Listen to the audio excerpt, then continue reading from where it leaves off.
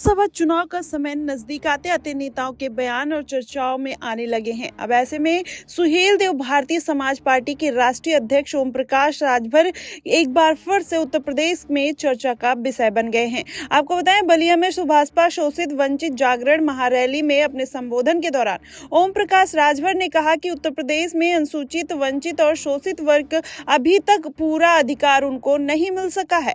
ऐसे इसके लिए आवश्यक है कि संपूर्ण देश में एक समान शिक्षा व्यवस्था को लागू किया जाए। अपने संबोधन में उन्होंने कहा कि लोकसभा चुनाव के बाद वो जल्द ही उत्तर प्रदेश को अलग कर पूर्वांचल राज्य बनाएंगे और खुद पूर्वांचल का मुख्यमंत्री बनेंगे। आपको बता दें, मीडिया रिपोर्ट्स के मुताबिक बलिया जनपद के चेतन किशोर के मैदान में रविवार को सुभाषपा की ओर से शोषित वंचित जागरण महारैली का आयोजन किया गया और इस कार्यक्रम में पार्टी के राष्ट्रीय अध्यक्ष ओम प्रकाश राजभर ने भाग लिया।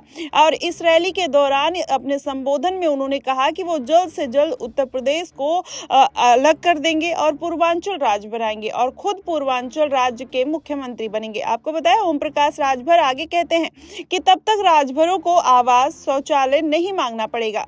जहां उनका मुख्यमंत्री जाएगा, पूरा प्रशासन उसके पीछे होगा। तब वो पूछेंगे कि आवास क्यों नहीं बना, शौचालय क्यों नहीं बना।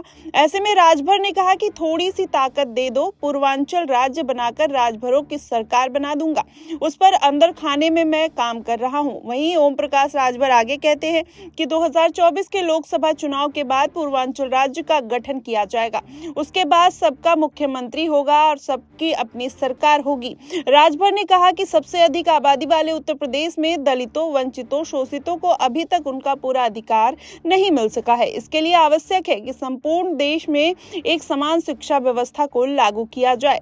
आपको बता दें, 2022 के विधानसभा चुनाव के दौरान ओम प्रकाश राजभर समाजवादी पार्टी के गठबंधन में शामिल थे, लेकिन वह चुनाव के कुछ समय बाद वो फिर से एनडीए में शामिल हो गए, जिसके बाद से उन्होंने योगी आदित्यनाथ के नेतृत्व वाली प्रदेश सरकार में मंत्री बनाने की लगातार अटकलें लगती हुई नजर आ रही हैं। ऐसे में राजभर ने रैली में इतर संवाददाताओं से बात करते हुए इसी सप्ताह मंत्री बनने की संभावना वो जता चुके हैं। राजभर ने कहा कि आप लोगों की भावनाओं की कद्र इसी हफ्ते पूरी हो जाएगी। इससे पहले भी राजभर कई बार मंत्री बनने का दावा कर चुके हैं। अगर सूत्रों के हवाले की बात करें तो उत्तर प्रदेश में लोकसभा चुनाव से पहले मंत्रिमंडल विस्तार हो सकता है।